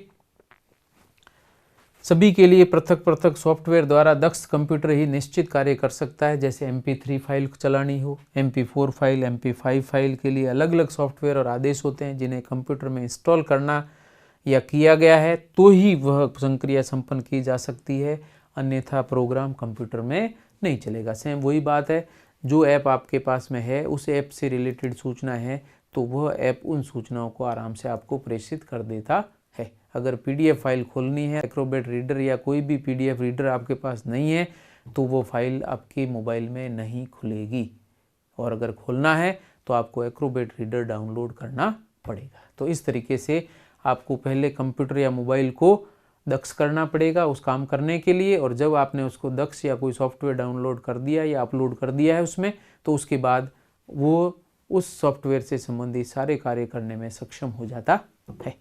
नेक्स्ट हम बात कर रहे हैं आकार के आधार पर कंप्यूटर या अभिकलित्र के प्रकार। ये हम लास्ट टॉपिक ले रहे हैं, उसके बाद में नेक्स्ट क्लास में लेंगे। तो आकार के आधार पर, छोटे बड़े के आधार पर कंप्यूटर को अगर वर्गीकृत किया जाए तो अभिकलित्र या कंप्यूटर निश्चित निम्न प्रकार के होते हैं, जिसमें पहला है माइक्रो कंप्यूटर। निजी उपयोग के छोटे अभिकलित्र इस श्रेणी में आते हैं, जैसे पर्सनल कंप्यूटर है, डेस्कटॉप कंप्यूटर है, लैपटॉप है, पामटॉप है, आईपैड है, मोबाइल है आदि। इसकी भंडारण क्षमता और संचालन गति कम होती है, इन सभी को हम माइक्रो कंप्यूटर कहते हैं। फिर है मिनी कंप्यूटर, इस पर एक से अधिक व्यक्ति एक साथ काम कर सकते हैं, इसका उपयोग ऑफिस कार्यालयों आदि में किया जाता है, भंडारण क्षमता और संचालन गति अधिक होती है। तो माइक्रो में ये लैपटॉप, पामटॉप, आईपैड, मोबाइल वगैरह आते हैं, जबकि मिनी कंप्यूटर केवल बड़े बड़े कार्यालयों में ही काम में लिए जाते हैं, जिसमें एक साथ कई व्यक्ति काम कर सकते हैं। ये जो एग्जाम्पल दिया गया ये पामटॉप है, हाथ में रख कर हम प्रयोग में ले सकते हैं। नेक्स्ट है मेन फ्रेम कंप्यूटर, नंबर 3 पे माइक्रो, मिनी और तीसरा है main frame. Main frame computer, इसका उपयोग अनुसंधान कार्यों के लिए और बड़े व्यावसायिक संस्थानों, मॉल, सरकारी संस्थानों, बैंकों, LIC आदि के अंदर किया जाता है। इसका आकार काफ़ी बड़ा होता है, अतः भंडारण क्षमता और संचालन गति बहुत अधिक होती है। जैसे मैं एक सिंपल सा उदाहरण लेता हूँ, जीमेल की अगर बात करें तो जीमेल में जिसने अकाउंट खोल रखा है उसके खाते के अंदर 15 GB का आपको स्टोरेज डाटा मिल जाता है। ये 15 GB की स्टोरेज आपको इस तरह के एक ब्लॉक है, उसके अंदर एक निश्चित जगह पर अरबों GB की फाइल्स पड़ी है या अरबों GB का जगह पड़ी है खाली, उसमें से आपको 15 GB की जगह फ्री में दी जाती है, ताकि आप जो भी आदान प्रदान फाइलों का कर रहे हैं वो उसमें संग्रहित की जा सके। तो इस तरीके से आपकी सूचना सारी वहाँ पर संग्रहित रहती है। ऐसे ही गूगल ड्राइव में आप बात करें, कोई भी आपका डॉक्यूमेंट है, आप गूगल ड्राइव में या तो किराए पे ले लीजिए या कुछ GB फ्री में मिलती है, उतनी जगह पर आप अपनी फाइलों को वहाँ पर सेव कर दीजिए, वहाँ फाइलें अपने आप सेव पड़ी रहेगी, और जब भी आपको ज़रूरत हो किसी भी जगह पे नेट से आप गूगल ड्राइव खोल करके उन फाइलों को काम में ले सकते हैं। तो इस तरीके से बड़े कंप्यूटर यहाँ पर हम बता रहे हैं वो है कौन से, मेन फ्रेम कंप्यूटर। इससे भी मैं बात कर रहा हूँ वो और बड़े कंप्यूटरों की श्रेणी में आएंगे नेक्स्ट स्टेप में। इसका आकार काफ़ी बड़ा होता है, अतः भंडारण क्षमता या मेमोरी और संचालन गति भी बहुत अधिक होती है। ये एग्जाम्पल आप देख सकते हैं, कितने बड़े सारे ब्लॉक्स हैं, आदमी खड़ा होगा तो भी इसी साइज़ का यहाँ पर दिखेगा, इतने बड़े ब्लॉक्स हैं, और इन्हीं को हम मेन फ्रेम कंप्यूटर कहते हैं। नेक्स्ट है, ये और भी बड़े हैं सुपर कंप्यूटर।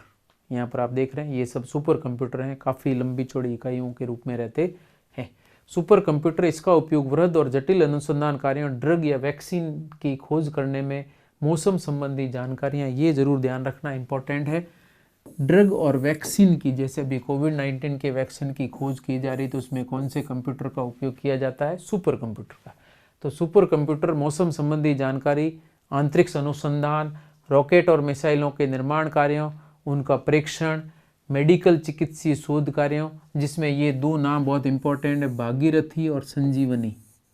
भागीरथी और संजीवनी सॉफ्टवेयर युक्त सुपर कंप्यूटर जो ड्रग्स की खोज करने में प्रयुक्त होते हैं। ये इंडिया के 2 कंप्यूटर हैं सुपर कंप्यूटर, भागीरथी और संजीवनी, जो कि ड्रग्स की खोज करने के लिए या दवाइयों की खोज करने के लिए प्रयुक्त किए जाते हैं, जो कि IIT कहाँ पर लगे हुए हैं, IIT दिल्ली के अंदर लगे हुए, भागीरथी और दूसरा नाम भागीरथ और दूसरा नाम है संजीवनी।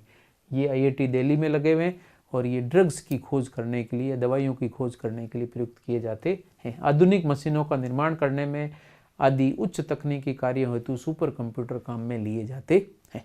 तो आप साइज देख सकते हैं, सुपर कंप्यूटर बहुत बड़ी साइज के हैं और इसमें भंडारण क्षमता भी अरबों GB की, अरबों TB की, पेटा की आदि होती है, जिसमें हम पूरे वर्ल्ड के सारे सूचनाओं को संग्रहित कर सकते हैं। जैसे गूगल के पास में कितनी सूचनाएं संग्रहित होगी पूरे विश्व की, फोटो वगैरह पर डे लाखों GB का स्टोरेज होता है। तो ये लगातार अपनी क्षमताओं को बढ़ाते भी रहते हैं और मेमोरीज को बढ़ाते भी रहते हैं और इनको हम सुपर कंप्यूटर के नाम से जानते हैं। ठीक है, इनको नहीं, ठीक है। इनकी संचालन गति उच्च होती है। इनकी कार्यप्रणाली आर्टिफिशियल इंटेलिजेंस एवं लॉजिकल थिंकिंग पर आधारित है। इन्हीं का उपयोग कर हम रोबोट बना रहे हैं या इसी का उपयोग करके रोबोट बनाए जाते हैं। तो इन सबसे बड़े कंप्यूटर कौन से हैं? Super computer. क्षमता बहुत अधिक है और इससे भी ज़्यादा कार्य क्षमता के कंप्यूटर अभी मैंने बताया था क्यूबिट टेक्नोलॉजी पर आधारित क्वांटम कंप्यूटर, इससे भी ज़्यादा भंडारण क्षमता और ज़्यादा फास्ट काम करने की क्षमता वाले कंप्यूटर हैं।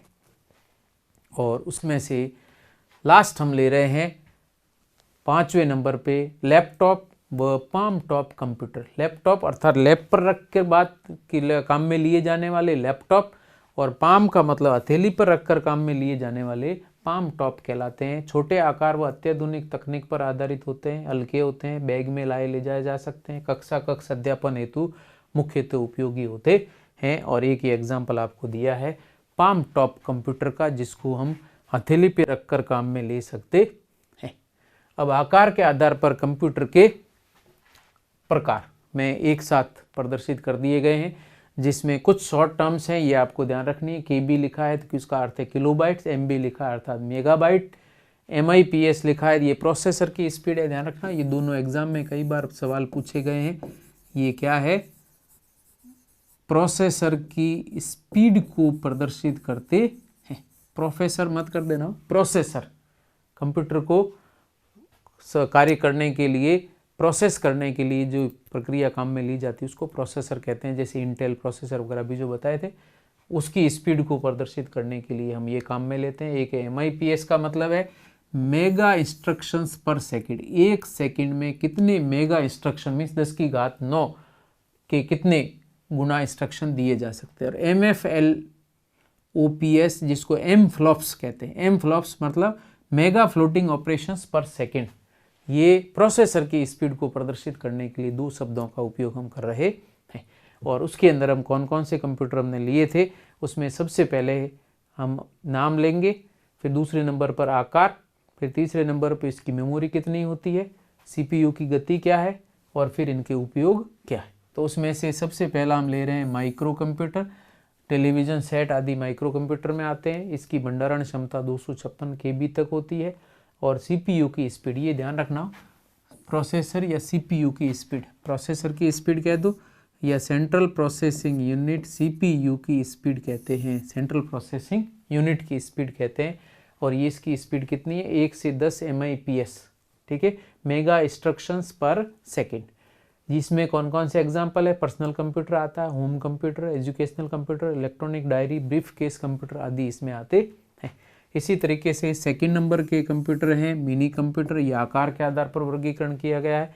छोटी अलमारी जितने होते हैं, 256 KB से 80 MB तक की इनकी भंडारण क्षमता होती है। 10 से 30 MIPS की स्पीड से काम करते हैं। इसका प्रोसेसर काम करता है। ये बीमा कंपनी, बैंक या औद्योगिक या ट्रैफिक में काम में लिए जाने वाले कंप्यूटर है। इसी तरीके से तीसरे नंबर पर मेन फ्रेम और बड़े कंप्यूटर हैं, स्टील के बड़े टैंक के बराबर होते हैं और 10 MB से 128 MB तक की स्टोरेज क्षमता होती है और 30 से 100 MIPS स्पीड तक काम करते हैं, जो कि विमान सेवा या रेलवे स्टेशनों के अंदर प्रयुक्त किए जाते हैं। और चौथे हमने लिए थे सुपर कंप्यूटर। ये विशाल आकार के कई कमरों के बराबर के कंप्यूटर हैं। 52 MB से 512 MB तक की भंडारण क्षमता होती है और 500 एम फ्लॉप्स, अब जो सुपर कंप्यूटर है उसकी स्पीड एम फ्लॉप्स में मापी गई है, मेगा फ्लोटिंग ऑपरेशन पर सेकेंड के रूप में। और इसके एग्जाम्पल हैं, अब ध्यान देना इंपॉर्टेंट है। क्रेकिस, CRAY KIS, क्रेकिस सुपर कंप्यूटर का नाम है। कॉस्मोस सुपर कंप्यूटर का नाम। डीप ब्लू, आपने ये नाम सुना होगा, चेस के लिए, चेस खेलने के लिए इस कंप्यूटर को काम में लिया गया था। ब्लू जीन पूरा नाम। FLO सॉल्वर, इसी तरीके से परम, ये भी सुपर कंप्यूटर है। अनुपम, ये ध्यान रखना, परम और अनुपम ये दोनों ही सुपर कंप्यूटर इंडिया के अंदर, इंडिया के। इसके बाद में इसी से रिलेटेड है, विश्व में विकसित सुपर कंप्यूटर और भारत में विकसित सुपर कंप्यूटर कौन कौन से हैं, उनके नाम भी आपको ध्यान में रखने। क्रेकिस है, डीप ब्लू है, ब्लू जीन है, कॉस्मोस है, किसने बनाए हैं, क्रेकिस, क्रेके रिसर्च कंपनी USA ने बनाया है। Deep blue IBM company USA ने, और इसी तरीके से ब्लू जीन IBM कंपनी ने बनाया है। इसलिए कॉस्मोस ये कैम्ब्रिज यूनिवर्सिटी यूनाइटेड किंगडम या लंदन में बनाया हुआ है। इसी तरीके से भारत में जो सुपर कंप्यूटर हैं वो कौन कौन से हैं। फ्लो सॉल्वर कहाँ पर, नाल बेंगलुरु में निर्मित किया गया है। पैस कंप्यूटर DRDO ने बनाया है। ऐसे परम 10,000 ये CDEC पुणे के अंदर बनाया गया है। चिप CHIPP 16 CDOT बेंगलुरु ने बनाया है। इसी तरीके से मल्टी माइक्रो IIS बेंगलुरु के अंदर द्वारा बनाया गया। मैक IIT बॉम्बे द्वारा बनाया गया है। ऐसे अनुपम बार्क बॉम्बे द्वारा बनाया गया। भाभा एटॉमिक रिसर्च सेंटर है बार्क, उसके द्वारा निर्मित किया गया अनुपम, बहुत ही फास्ट सुपर कंप्यूटर है, भाभा एटॉमिक रिसर्च सेंटर पे लगाया गया है। ठीक है, और बाकी वाली प्रक्रिया हम नेक्स्ट क्लास में लेंगे, और अभी हम यहाँ तक प्रक्रिया को कंप्लीट कर देते हैं। ठीक है, नेक्स्ट क्लास में इससे रिलेटेड, कंप्यूटर से ही रिलेटेड अन्य प्रक्रियाएं, उसकी पार्ट्स, उसके उपयोग, किस तरीके से काम करता है, शॉर्ट टर्म्स क्या क्या है, उसके अंदर कौन कौन से शब्द हैं, उनका क्या मीनिंग्स निकलता है वो, और उसके बाद में इससे संबंधित प्रश्न उत्तर भी हम इसके साथ में लेंगे। बहुत इंपॉर्टेंट टॉपिक है, और ये आप इसमें इंपॉर्टेंट पॉइंट्स हैं, आप नोट करते जाएं और प्रक्रिया को आगे बढ़ाएं। ठीक है, बहुत प्रक्रिया आगे बढ़ रही है, थोड़ा रेगुलर काम करते रहें, लिखते रहें, सीटिंग देते रहें, किताबों को भी पढ़ते रहें और साथ साथ में भी चलें। ठीक है, थैंक यू।